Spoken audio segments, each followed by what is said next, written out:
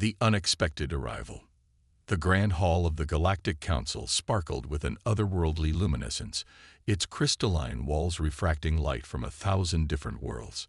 Representatives from every corner of the known universe had gathered for the centennial meeting, a rare occasion when all member species convened to showcase their achievements and chart the course of galactic civilization for the next 100 cycles. Tindra, the Arcturian ambassador, glided through the hall on gossamer wings, her iridescent scales shimmering as she passed by delegates from gas giant civilizations and silicon-based life forms. She couldn't help but feel a sense of pride. After all, it was her people who had founded the Galactic Council millennia ago. As she approached the central podium, a commotion near the Terran section caught her attention. The human delegation seats were conspicuously empty. Most irregular, huffed Graxnor, the Volcrin representative, his tentacles writhing in agitation. The humans may be new to the galactic stage, but surely they understand the importance of punctuality. Syndra's antennae twitched in agreement. The humans had only joined the council 2 decades ago, their faster-than-light technology barely meeting the minimum requirements for membership. Their absence at such a crucial meeting was puzzling, to say the least. Perhaps, Syndra mused, her melodic voice carrying across the chamber, "We should come." Her words were cut short by a deafening alarm that reverberated through the grand hall. The crystalline walls pulsed an angry red, and holographic displays flickered to life around the chamber. "Attention all delegates," boomed the automated security system, its artificial voice tinged with an urgency that sent chills down the spines, or equivalent anatomical features, of all present. An unidentified object has entered the galactic core system. Size and mass readings are off the charts. All ships are advised to enter defensive positions immediately. Chaos erupted in the hall. Delegates scrambled for communication devices, desperate to contact their homeworlds or call for evacuation. The Volcrin representatives' tentacles tangled in knots, while the methane-breathing Jovians inflated their gas sacs in alarm. Syndra maintained her composure, her wings buzzing softly as she ascended to the central podium. "Esteemed colleagues," she called out, her voice cutting through the pandemonium, "let us not succumb to panic. We are the Galactic Council, the united front of all sentient life. Whatever this anomaly may be, we shall face it together." Her words had a calming effect on the assembly, but the tension in the air remained palpable. All eyes turned to the massive holographic display at the center of the hall, which now showed a real-time image of the unidentified object entering the system. At first, it appeared as nothing more than a pinprick of light against the backdrop of stars. But as it drew closer, gasps of astonishment rippled through the crowd. The object was a ship, a vessel of such staggering proportions that it defied comprehension. "Impossible," whispered Graxnor, all 8 of his eyes wide with disbelief. "No known civilization has the capability to construct a ship of that magnitude." As the colossal vessel approached, its features became clearer. Its hull was a patchwork of metals and composites, some recognizable and others completely alien. Massive energy signatures pulsed along its surface, hinting at power sources beyond anything the Council races had achieved. And there, emblazoned on the side of the behemoth, was an unmistakable symbol, the flag of Earth, its blue and white design a stark contrast to the dark metal of the ship's hull. A hush fell over the grand hall, broken only by the soft hum of the holographic displays.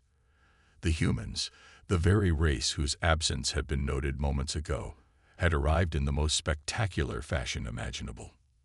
Syndra's antennae quivered as she processed this turn of events. "Open a communication channel," she commanded, her voice steady despite the shock evident in her compound eyes.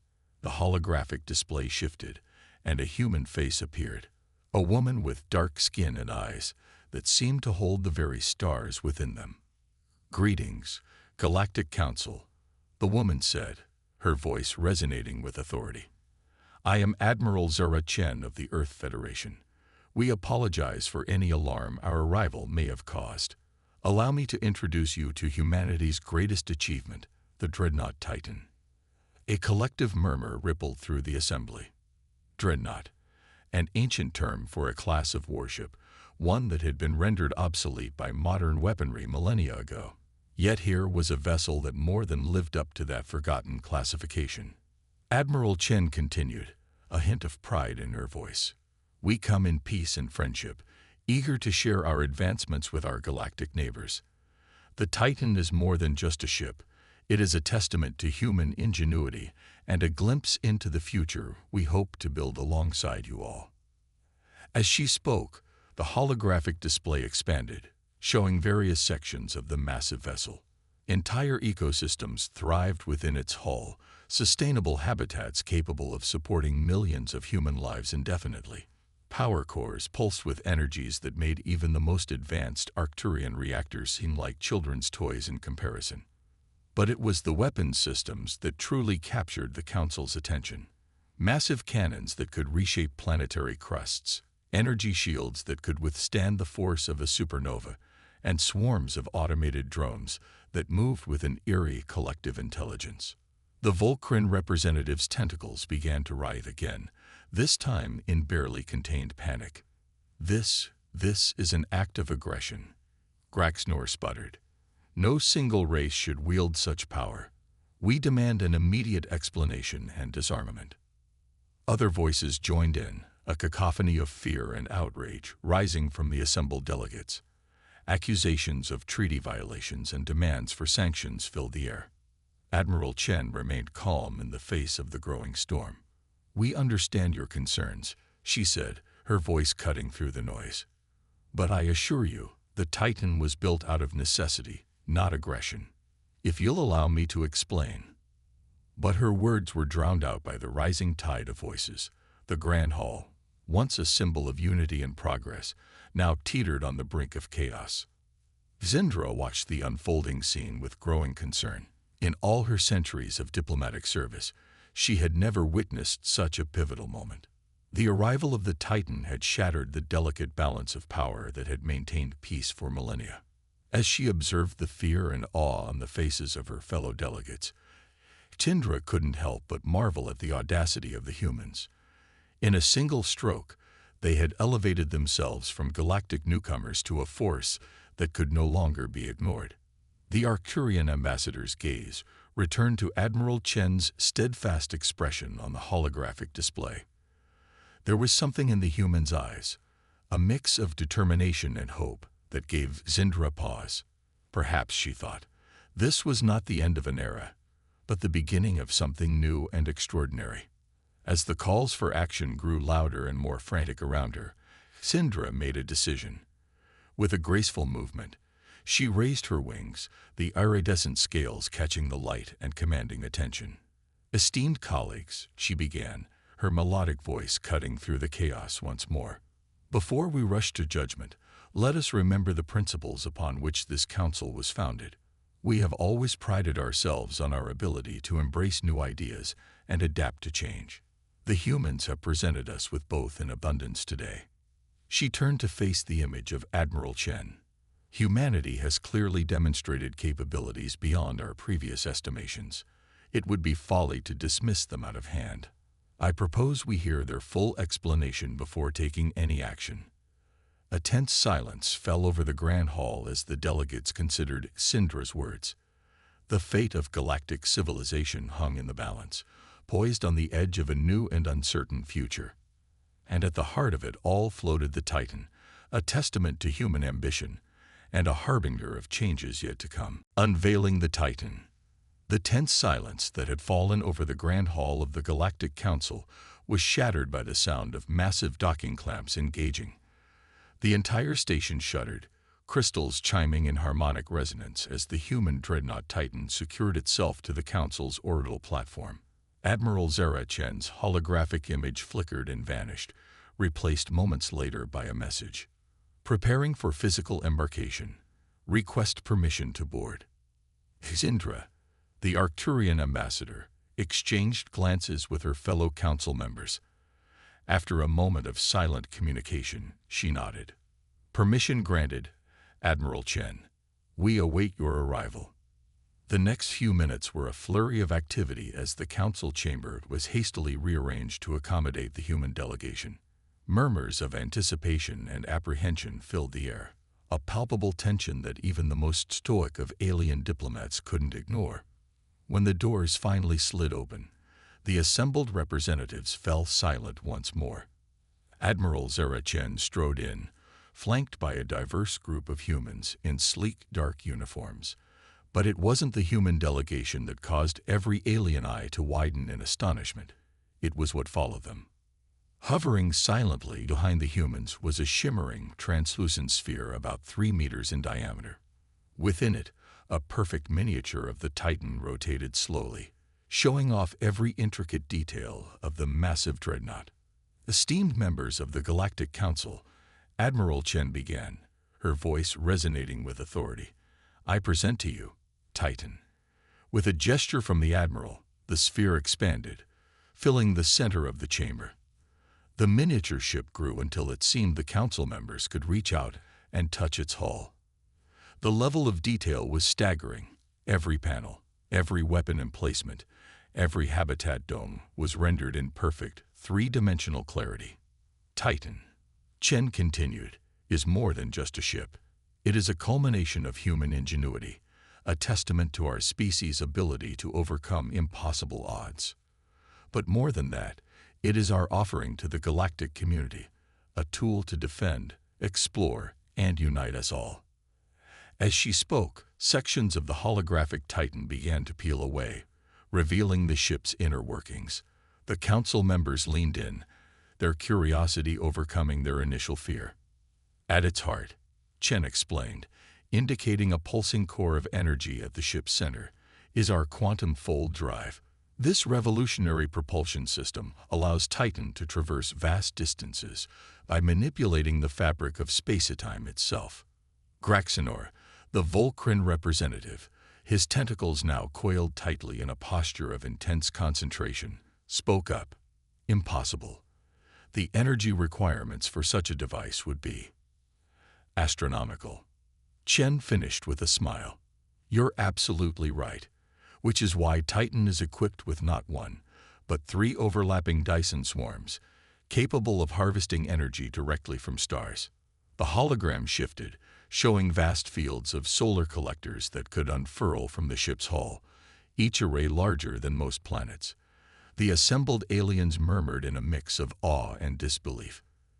Zindra's antennae twitched in fascination, and the ecosystems we observed.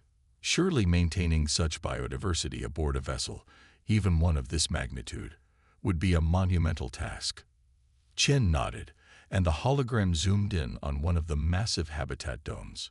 Each of Titan's 12 habitat sectors is a self-contained world, capable of sustaining millions of human lives indefinitely.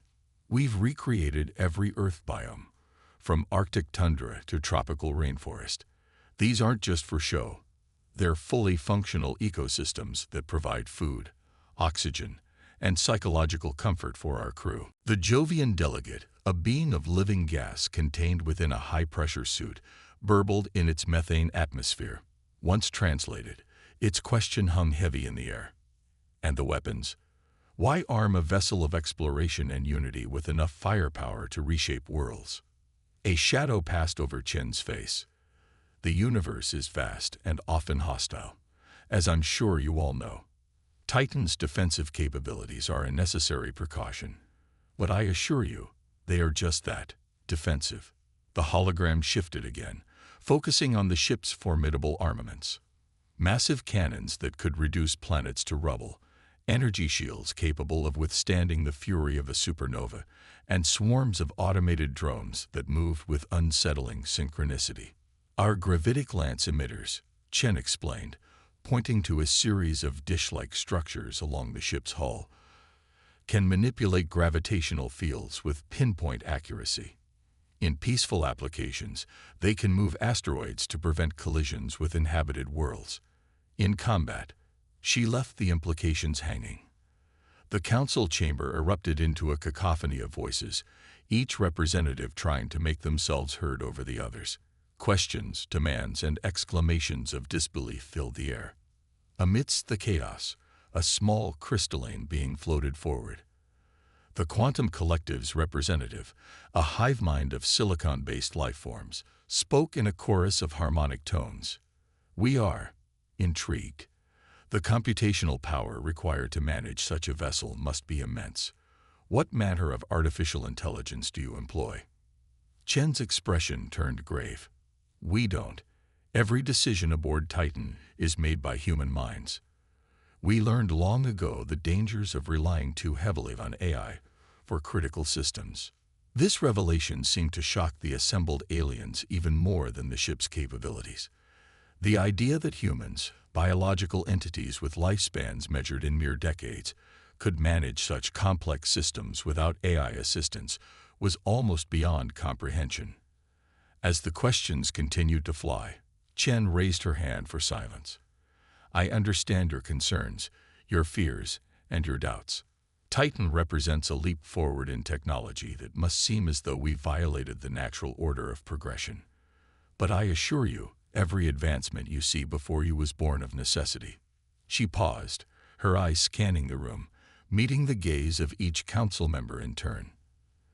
There is much we haven't told you about the challenges humanity has faced in recent years. Threats that we've kept hidden to avoid causing panic. But now, with Titan, we're ready to share that burden. The hologram shifted one final time, zooming out to show Titan in its entirety. But now, it wasn't alone. Surrounding the massive ship were hundreds of smaller vessels, each one a marvel of engineering in its own right. This, Chen said, her voice filled with pride and determination, is humanity's contribution to galactic security, a fleet capable of defending not just Earth, but every world represented in this council. All we ask in return is your trust and cooperation. The Grand Hall fell silent as the implications of Chen's words sank in. The humans, in a single stroke, had elevated themselves from newcomers to potentially the most powerful force in the known galaxy. Jindra, her iridescent wings shimmering in the light of the hologram, stepped forward. Admiral Chen, you've given us much to consider. On behalf of the Galactic Council, I thank you for this illuminating presentation. We will need time to discuss and deliberate on all we've learned today. Chen nodded, the hologram of Titan and its fleet fading away. Of course, Ambassador, we await your decision. But remember, time may be a luxury we cannot afford. The threats we faced, they're coming. And next time, they may not stop at Earth. As the human delegation prepared to depart, the council chamber buzzed with a new energy. Fear and awe mingled with curiosity and cautious hope. The unveiling of Titan had changed everything, and every being present knew that the galaxy would never be the same. The age of humanity had begun, and the stars themselves seemed to hold their breath in anticipation of what was to come. The human gambit. As the Galactic Council chambers buzzed with excited and fearful whispers in the wake of Admiral Chen's departure, a small group of human diplomats remained behind. They stood quietly at the edge of the Grand Hall, their faces a mask of calm determination that belied the weight of their mission. Izindra, the Arcturian ambassador, glided towards them on gossamer wings. Your admiral spoke of threats, she said, her melodic voice tinged with concern. I believe it's time we heard the full story. The lead human diplomat, a silver-haired woman named Dr. Ilara Vance, nodded solemnly. Indeed, Ambassador. But the tale we have to tell is not for all ears. May we convene a private session of the Security Council.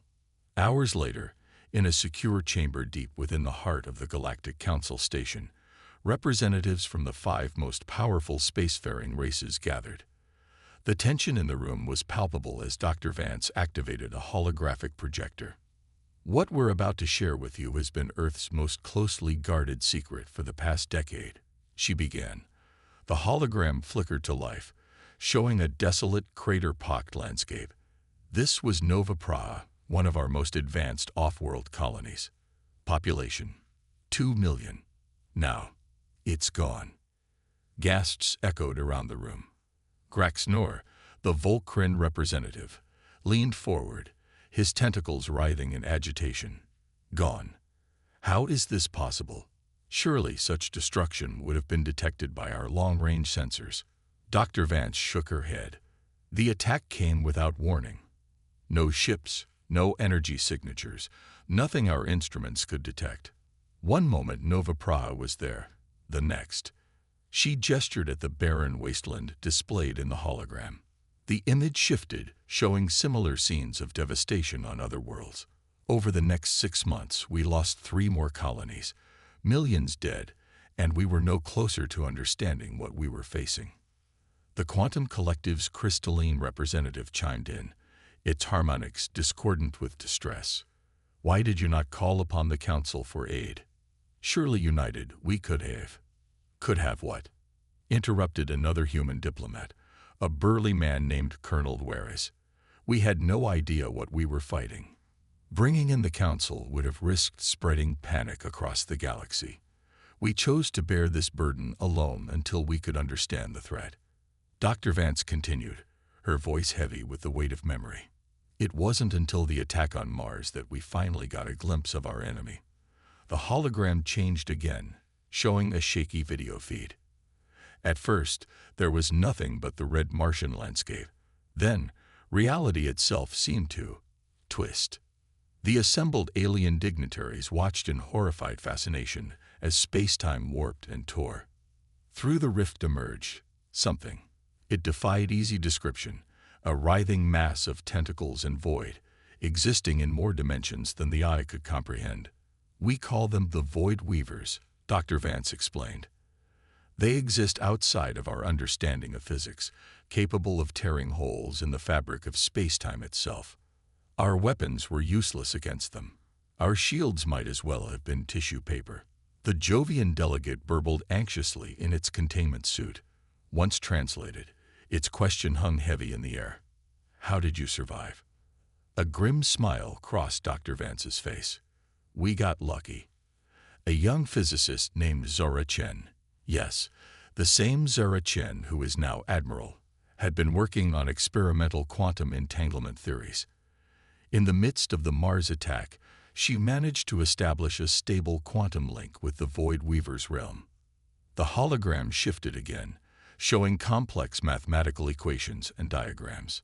This link allowed us to affect their dimension, just as they had been affecting ours. It wasn't much, but it was enough to drive them back. For a time.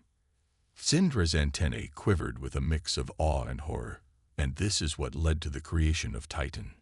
Dr. Vance nodded. We knew they would be back. And next time, they might not stop at human colonies. The entire galaxy was at risk. We had to prepare. The hologram now displayed a montage of scenes, vast factories being built, resources from entire asteroid belts being consumed, scientists working around the clock. Every nation on Earth united in this cause. We poured everything we had into the Titan project. Our entire civilization restructured itself around a single goal: survival. Colonel Dueres stepped forward. We pushed the boundaries of science and engineering beyond anything we thought possible.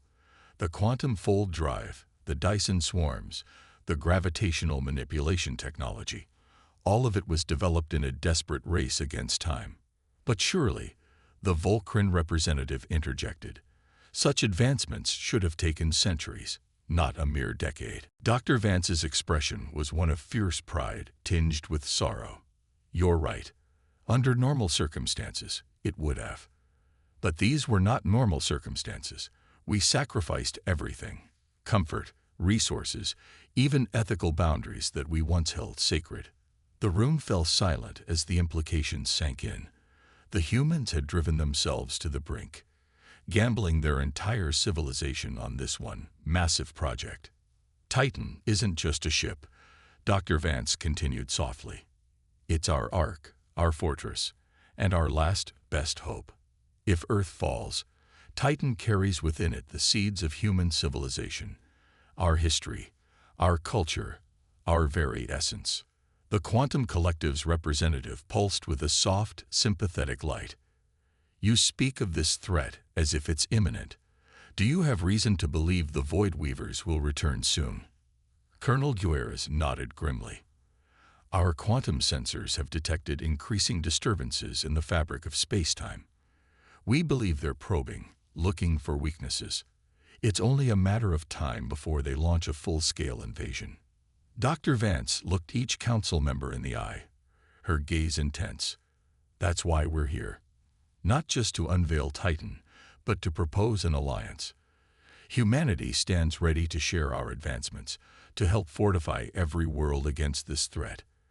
But we can't do it alone. We need the combined resources and knowledge of the entire Galactic Council.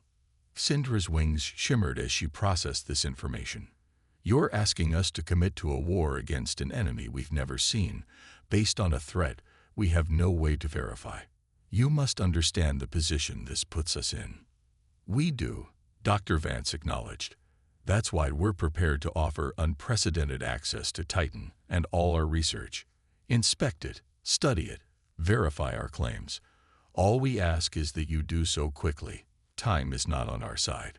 The room fell into a tense silence as the council members contemplated the magnitude of the human proposal. It was Graxenor who finally broke the quiet, his tentacles undulating thoughtfully. You've given us much to consider, humans. This is not a decision to be made lightly. Dr. Vance nodded, her expression a mixture of hope and resignation. We understand, but remember, the choice you make here today won't just decide the fate of humanity. It may well determine the future of all life in our galaxy. As the emergency session of the Security Council adjourned, the weight of the human revelation hung heavy in the air. The representatives departed in somber silence, each burdened with the knowledge of the choice that lay before them. For the humans, it was a moment of truth, their desperate gambit, to unveil their greatest achievement and their darkest secret in one fell swoop, had been made. Now, all they could do was wait, and hope that the Galactic Council would see beyond their fears and unite against the coming storm. The fate of not just Earth, but the entire galaxy hung in the balance. And somewhere, in the vast, cold emptiness of space, ancient and terrible forces stirred, preparing for their next assault on the realm of light and life. Conspiracy and sabotage. The days following the humans' revelation passed in a blur of frantic activity. The Galactic Council station buzzed with a nervous energy as delegations from various worlds came and went, each eager to inspect the Titan and verify the humans' claims. Admiral Zara Chen stood at a viewport aboard the Titan, watching as yet another shuttle full of alien dignitaries approach. Her reflection in the transparent aluminum showed a face etched with fatigue, dark circles under her eyes betraying the strain of the past week. "Admiral," a voice called from behind her. Chen turned to see her second-in-command, Commander Raj Patel, approaching with a datapad in hand. "The Arcturian science team has completed their analysis of our quantum fold drive. They're impressed, to say the least." Chen allowed herself a small smile. "Good. The more we can convince them of our technological capabilities, the more likely they are to take the Void Weaver threat seriously." Patel nodded, but his expression remained troubled. "There's something else, Admiral. We've detected some unusual energy fluctuations in Section 47B. It could be nothing, but given the circumstances, we can't afford to take any chances." Chen finished, her smile fading. "Double the security patrols in that area and run a full diagnostic. I want to know if someone's trying to tamper with our systems." As Patel hurried off to carry out her orders, Chen couldn't shake the feeling that they were running out of time. The council was deliberating, yes, but every hour they delayed was an hour the Void Weavers could be using to prepare their next assault. Meanwhile, deep within the labyrinthine corridors of the Galactic Council station, a clandestine meeting was taking place, in a dimly lit maintenance shaft, far from the prying eyes of security cameras. 3 figures huddled together, speaking in hushed tones. "This cannot be allowed to stand," hissed Korax, a Regellian trader whose scaly skin shimmered with bioluminescent patterns of agitation. "If the humans are permitted to keep this abomination, the balance of power in the galaxy will be irreversibly shifted." Beside him, A hooded figure nodded slowly. When it spoke, its voice was a sibilant whisper. The Shadowkin Consortium agrees. Our agents have already begun to sow discord among the council members. But words alone may not be enough. The third figure, a bulky silhouette that could only be a Volcrin, shifted nervously. What exactly are you proposing? Graxnor asked, his tentacles coiling and uncoiling in anxiety. The hooded figure leaned in closer. The humans have invited us aboard their precious Titan. They've given us access, all in the name of transparency. It would be a shame not to take advantage of such hospitality. Corax's bioluminescent patterns flared with excitement. Sabotage. It's risky, but if we could prove that the humans can't control their own creation, the Council would have no choice but to demand Titan's decommissioning. Graxnor finished, a note of realization in his voice. The hooded figure nodded. Precisely. I have agents in place, ready to act. All we need is your influence to ensure they have the access they require. As the conspirators continued to plot in the shadows, unaware that their every word was being recorded by hidden surveillance devices, the Titan was facing troubles of its own. Alarms blared through Section 47B as engineers raced to contain a sudden power surge in one of the auxiliary reactors. Commander Patel barked orders as he strode through the chaos, his face grim. Status report, he demanded, approaching a harried-looking technician. The technician, her face smeared with grease, looked up from her console. It's like nothing I've ever seen, sir. The reactor's output is fluctuating wildly. If we can't stabilize it soon, we risk a cascade failure that could take out half the ship. Patel's eyes narrowed. This was no mere malfunction. Lock down this entire section. No one gets in or out without my direct authorization. And get me Admiral Chen. But even as Patel issued his orders, another crisis was unfolding several decks above. In the main computer core, lines of code began to rewrite themselves, bypassing firewalls and security protocols with terrifying ease. Lieutenant Sarah Wong, head of Titan's cybersecurity division, stared at her screens in disbelief.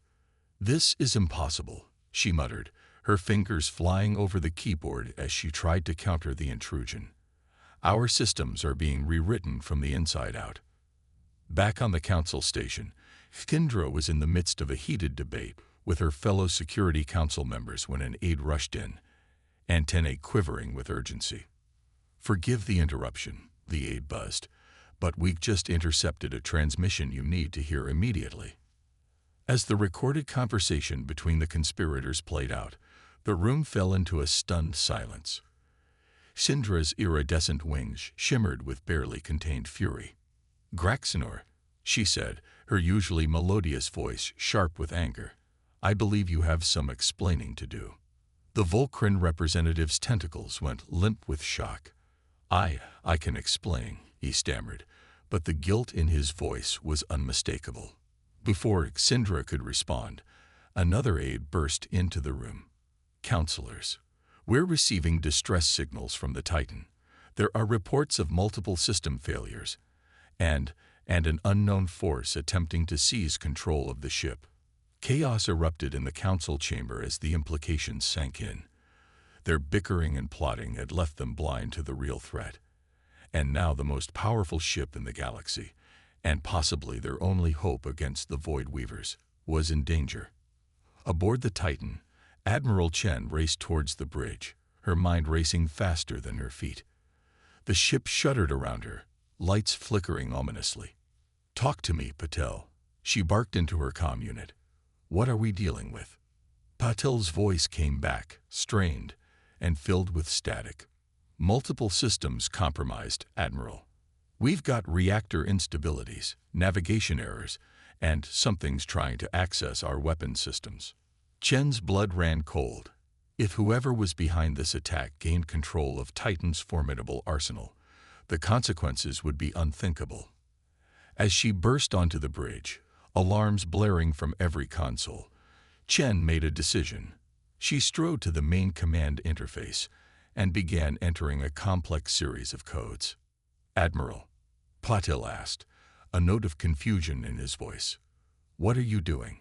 Chen's fingers flew over the controls, her face set in grim determination.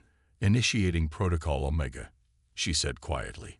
"May whatever gods are out there forgive me." The main view screen flickered to life, showing a countdown timer. As the numbers began to tick down, Chen turned to face her stunned crew. "Send out a general distress call to the Council station," she ordered. Tell them Titan is compromised, and that they have 30 minutes to evacuate every ship within a 10-light-year radius." Patel's eyes widened in realization. "Admiral, you can't mean..." Chen's gaze was steel as she looked out at the stars, her voice barely above a whisper. "The Titan was built to save humanity, Commander. And that's exactly what we're going to do, even if we have to destroy it to do so." As the countdown continued its relentless march toward zero, the fate of Titan, and perhaps the entire galaxy, hung in the balance. The human gambit had taken an unexpected and deadly turn, and the true test of humanity's resolve was about to begin. Titan's trial by fire. The Galactic Council station erupted into pandemonium as the distress call from Titan reverberated through its halls. Syndra, her iridescent wings a blur of motion, raced towards the central command center, her mind reeling from the rapid turn of events. "Get me a direct line to Admiral Chen," she demanded as she burst into the room. "And someone tell me what in the name of the cosmic harmonies is Protocol Omega." But before anyone could respond, the vast view screen at the front of the room flickered to life. The image it displayed sent a wave of horror through every being present. Space itself seemed to be tearing apart. Vast, yawning rifts appeared in the fabric of reality, each easily large enough to swallow entire planets. And from these cosmic wombs poured a nightmarish horde that defied description. The Void Weavers had returned. "By the eternal void," whispered Graxner, all thoughts of conspiracy forgotten in the face of this existential threat. The humans were right all along. Aboard the Titan, Admiral Zara Chen stood at the center of the bridge, her face illuminated by the eerie glow of emergency lighting. Around her, her crew worked with frantic efficiency, their training kicking in despite the terror that threatened to overwhelm them. "Status report." Chen barked, her eyes never leaving the main view screen where the Void Weaver armada continued to pour through the rifts. Commander Patel's voice was strained but steady. "Protocol Omega is engaged, Admiral. All non-essential systems are offline. We've rerouted all power to the quantum fold drive and weapon systems." Chen nodded grimly. "And our guests? The last of the alien delegations have been evacuated," Patel confirmed. "We're on our own now." A humorless smile crossed Chen's face, just the way I like it. "All hands, battle stations. Let's show these interdimensional horrors why they should have stayed in their own reality." As Titan's massive engines roared to life, propelling the Dreadnought towards the invading force, the Galactic Council found itself facing a crisis unlike any in its long history. Zindra's voice cut through the chaos of the command center. "We cannot stand idly by while humanity fights our battle for us. Send out the call. Every ship, every fleet. If we don't stand together now, there won't be a galaxy left to squabble over." But even as the Council's forces began to mobilize, it was clear they would be too late to effect the initial engagement. Titan stood alone against the void, humanity's last, best hope. The battle that ensued would be spoken of in whispered awe for generations to come. Titan's quantum weapons lashed out, each shot precisely calculated to intersect with the Void Weaver's dimensional phasing. Where traditional weapons would have passed harmlessly through the ethereal invaders, Titan's attacks struck true, sending ripples of disruption through the enemy ranks. But the Void Weavers were far from helpless. Reality itself warped around their writhing forms, and laws of physics buckled under their eldritch influence. Gravitational waves powerful enough to shred lesser ships washed over Titan, only to be deflected by its advanced shielding. "Gravitic lance emitters at full power," Chen ordered, her voice rising above the din of battle. "Target the largest rift and fire at will." The space around Titan seemed to bend as the Dreadnought brought its most powerful weapons to bear. A lance of pure gravitational force, as focused as it was devastating, lanced out towards the gaping maw in space-time. For a moment, it seemed as if the very universe held its breath. Then, with a silent scream that nonetheless echoed in the minds of all who witnessed it, the rift began to close. A cheer went up from Titan's crew, but Chen's expression remained grim. "One down," she muttered. "About 1,000 to go." As the battle raged on, the tide began to turn. Titan's advanced systems, designed specifically to combat this otherworldly threat, proved their worth time and again. But even the mightiest ship has its limits. "Admiral," Patel's voice was urgent, "the quantum fold drive is overheating. If we push it any harder, we risk a total collapse of the containment field." Chen's mind raced, calculating probabilities and strategies in the blink of an eye. They had closed nearly half of the rifts, but the Void Weaver forces still outnumbered them exponentially. If the fold drive failed now, her decision was made in an instant. Divert all power from life support to the drive and weapons. We finish this, here and now. A hush fell over the bridge as the implications of the order sank in. Without life support, they had minutes at best before the ship became their tomb. But in those minutes, they could save the galaxy. As the temperature on the bridge began to rise and the air grew thin, Titan unleashed its full fury. Gravitic lances sliced through space-time, closing rift after rift. Quantum torpedoes phased in and out of reality, striking at the very core of the Void Weaver Armada. In the Galactic Council Command Center, Syndra and the other representatives watched in awe as Titan single-handedly turned the tide of an impossible battle. "Such sacrifice," Graxnor murmured, his earlier betrayal forgotten in the face of humanity's heroism. "We must do something to help them." But even as he spoke, a new threat emerged. The largest rift yet tore open, dwarfing even Titan. And from its depths emerged a being of such cosmic horror that to gaze upon it was to feel one's sanity slip away. The Void Weaver Overlord had entered the fray. Aboard Titan, alarms blared as systems failed under the strain of continuous combat. The air was nearly unbreathable now, and more than one crew member had collapsed at their station. Admiral Chen, her vision blurring and lungs burning, knew that this was their final moment. "All power to the primary lance emitter," she gasped. "Prepare to fire on my mark." As Titan's systems reached critical levels, as its crew fought against the encroaching darkness of oxygen deprivation, Chen gave her final order. "For Earth, for the galaxy, fire." The lance that erupted from Titan in that moment was like nothing the universe had ever seen. It was not merely a weapon, but the combined will of humanity, focused into a single, reality-altering beam. The Void Weaver Overlord, for all its cosmic power, found itself faced with something it could not comprehend: the indomitable spirit of a species fighting for not just its own survival, but for all life everywhere. In a cataclysmic explosion of light and energy, the Overlord was torn asunder. The remaining rifts collapsed in on themselves, and the Void Weaver Armada, cut off from its source of power, dissipated like a bad dream in the light of dawn. As Titan drifted, dark and silent, the first ships of the Galactic Council fleet arrived on the scene. Emergency crews raced to rescue the human crew, marveling at their survival against all odds. In the aftermath of the battle, as the galaxy came to terms with how close it had come to annihilation, a new era dawned. Humanity, once seen as upstarts and potential threats, were now hailed as saviors.